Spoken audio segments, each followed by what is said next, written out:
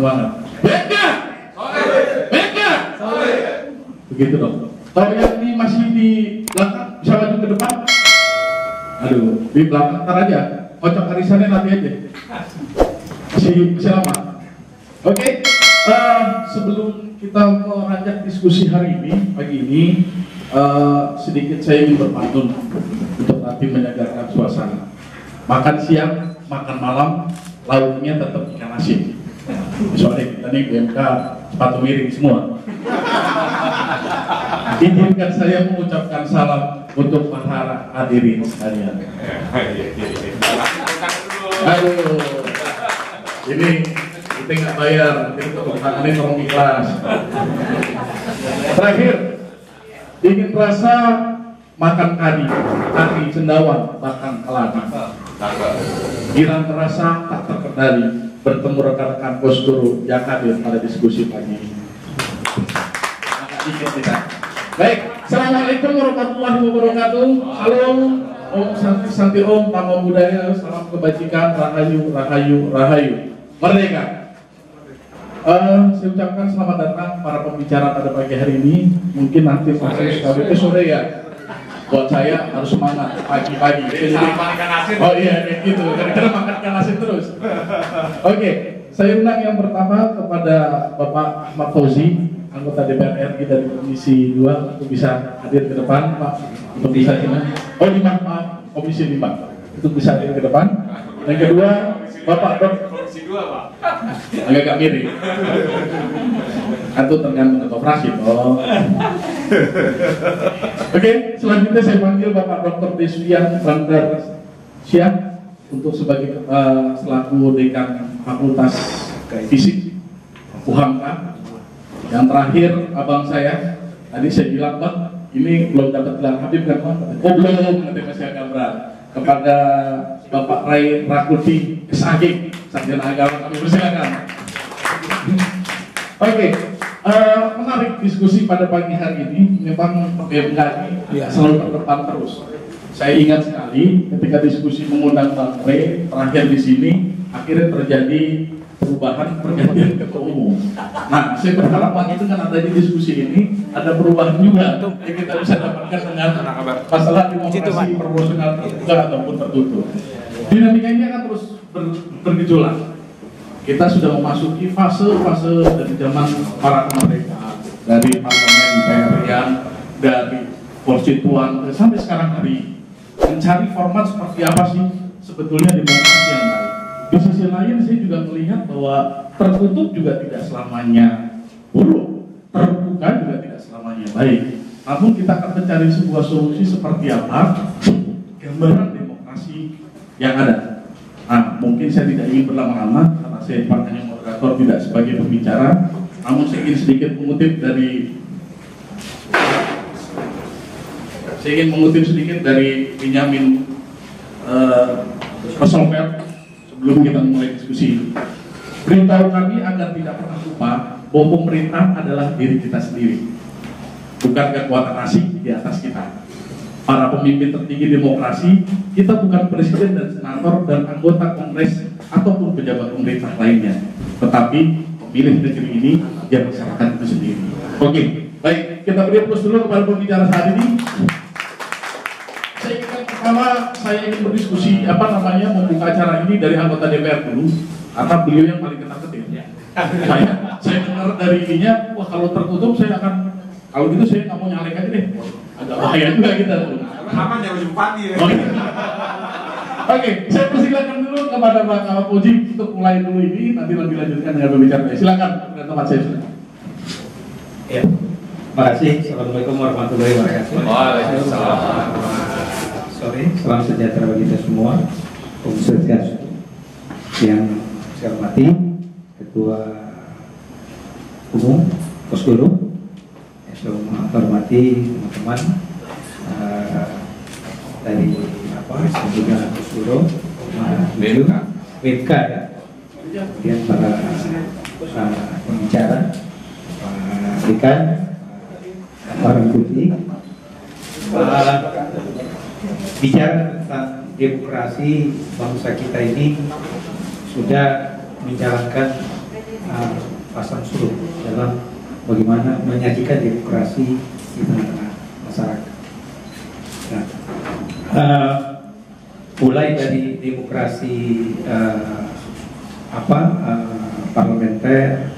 Pada waktu itu Soekarno mencoba mengembalikan, bukan memperlakukan undang-undang sementara pada waktu itu, dan demokrasi itu pada waktu itu disebut juga menjadi demokrasi liberal. Nah, kalau sistem parlementer ini kan memang parlemen harus kuat. Kemudian kita masuk juga di fase demokrasi kepemimpinan. Soekarno pada waktu itu mengeluarkan dekret 1959. Pada waktu itu Soekarno menjadi hampir bisa dikatakan penguasa tunggal. Sebuah kebijakan, semua keputusan harus keluar dari beliau. Nah, sekarang ini kita memodifikasi dari perjalanan dua demokrasi itu menjadi sebuah demokrasi Pancasila. Nah, demokrasi ini yang dianggap lebih tepat mengakomodir sangat heterogennya masyarakat di Indonesia ini, sehingga kita menyajikan demokrasi ini dengan demokrasi Pancasila. Nah, dalam demokrasi Pancasila ini saya pikir kurang lebih kalau kita bicara tentang demokrasi, sistem apapun yang kita mau pakai, mau kita jalankan, adalah bagaimana kita harus membuka ruang seluas-luasnya, sebesar-besarnya terhadap keterlibatan masyarakat, sistem apapun itu. Nah, tinggal nanti kita bisa memilih mana kira-kira yang lebih banyak ruang partisipasi masyarakat terhadap demokrasi. Karena sepemahaman saya, demokrasi itu merupakan sebuah pintu masuk dalam sebuah tatanan yang ada di masyarakat dalam menyelesaikan permasalahan-permasalahan yang ada di masyarakat. Karena itu, apabila sebuah demokrasi dia dalam suatu negara dia sudah baik atau mapan, established, maka sudah pasti diikuti oleh sektor-sektor yang lain. Karena itu demokrasi menjadi sesuatu yang sifatnya problem solving. Dia tidak hanya ansis politik, tapi dia bisa menyelesaikan masalah-masalah di luar politik. Pada saat demokrasi itu bagus, pasti yang lain pun insya Allah bagus. Karena itu demokrasi menjadi tanggung jawab semua elemen yang ada di republik ini. Dan saya yakin di negara lain pun seperti itu. Karena dengan demokrasi kita bisa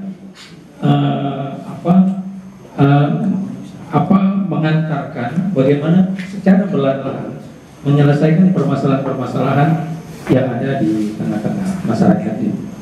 Nah, kemudian dalam sore hari ini kita coba menata konsolidasi demokrasi Indonesia.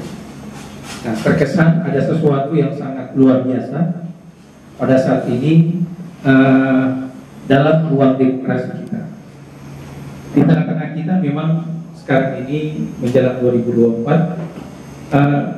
sudah pasti semua partai akan mendorong sebuah sistem yang sesuai dengan kepentingannya. Nah, sekarang ini ada sekelompok atau pribadi atau orang yang melakukan judul review terhadap undang-undang pemilu, terkhusus sistem terbuka atau tertutup. Walaupun yang saya dengar legal standingnya itu tidak memenuhi syarat, karena yang dirugikan adalah pihak terkait.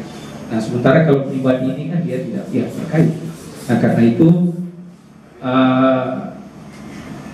akan rencananya atau mungkin sudah ya kalau tidak salah di ruang kekosongan itu diisi oleh partai politik yang namanya Partai Bulan Bintang.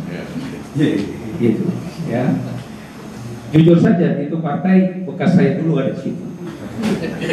Pak Ketua, saya anggota DPR dulu dari Partai Bulan Bintang. Makanya saya mengharap, saya pikir dari Bulan Bintang itu hadir. Saya mau diskusi sama beliau gitu. Kenapa Partai Bulan Bintang terutama Bang Yusril mengisi kekosongan itu gitu. Karena bagi saya partai yang non parlemen pada saat diberlakukan sistem tertutup makin sulit dia mencari caleg, apalagi mendapatkan kursi. Kita saja yang boleh dikatakan partai belum partai atau tiga besar ya, kita dampak dari ini juga kita masih agak kesulitan juga dalam soal mencari caleg. Mungkin caleg 1-2 mudah, tapi di bawah gitu. Nah ini saya tidak tahu prosesnya karena saya bukan orang hukum ya. Apakah ini nanti dikaitkan dengan yang sebelumnya ya, yang yang melakukan gugatan itu bisa dilengkapi dengan hadirnya Partai Bulan Bintang. Nah, atau dia sifatnya terpisah. Nah, bagi saya sebenarnya bukan masalah tertutup dan terbuka. Itu sebelum kita bicara terlalu jauh, kita harus juga menurut saya memastikan apakah MK punya wewenang atau tidak menyelesaikan masalah ini. Karena sepemahaman saya adalah MK tidak mempunyai wewenang untuk melakukan persidangan itu, karena ini akan menarik MK ke dalam ranah politik. Masalah ini harus diselesaikan di dalam ruang politik dan diselesaikan oleh pembuat undang-undang. Undang-undang itu adalah DPR dan Presiden. Gitu. Bayangkan, misalkan ini yang tidak kita inginkan, MK memutuskan tertutup. Nah ini kan mungkin tadi disampaikan oleh Pak itu akan menjadi jurisprudensi bagi masalah-masalah lain. Kemudian juga pada saat 5 tahun yang akan datang, teman-teman misalkan Komisi 2 ingin merevisi atau mengamandemen undang-undang pemilu khusus mengenai itu, udah nggak mungkin lagi. Nah ini kan juga menjadi permasalahan ya, karena itu komprominya dalam pembahasan undang-undang yang sebelumnya ini diserahkan kepada kalaupun ada masalah kepada pembuat undang-undang, yaitu DPR dan Presiden. Nah itu dulu menurut saya yang harus kita dudukkan gitu. Jangan sampai juga MK melakukan sesuatu di luar wewenangnya gitu. Walaupun memang segala sesuatu juga tergantung dari situasi dan kondisi yang ada pada saat ini.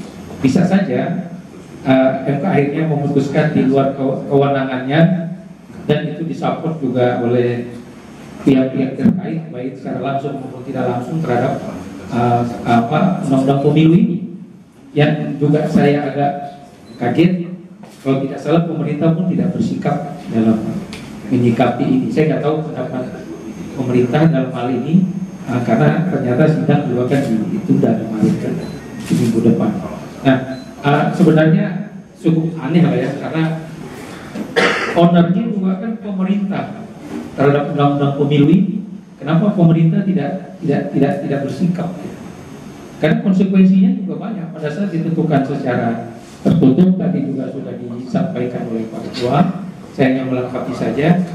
Konsekuensi yang paling mendasar bagi partai politik pada saat dia keputusannya tertutup oleh MK, maka pembiayaan partai akan lebih banyak kepada partai politik, bukan kepada caleg. Nah, apakah partai mempunyai kemampuan itu? Gitu. Semua partai. Nah, kalau alasannya karena ini terbuka, ini menghasilkan anggota dewan yang memprihatinkan, ya salah satunya korupsi katanya. Apakah setelah tertutup korupsi selesai dengan beban partai yang begitu berat? Gitu.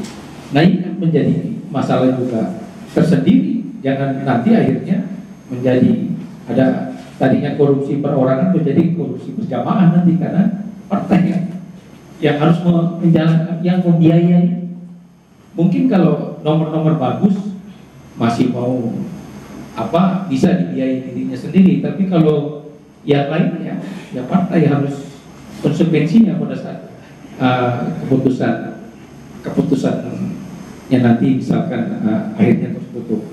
Nah, walaupun jujur saja kalau ada orang yang mengatakan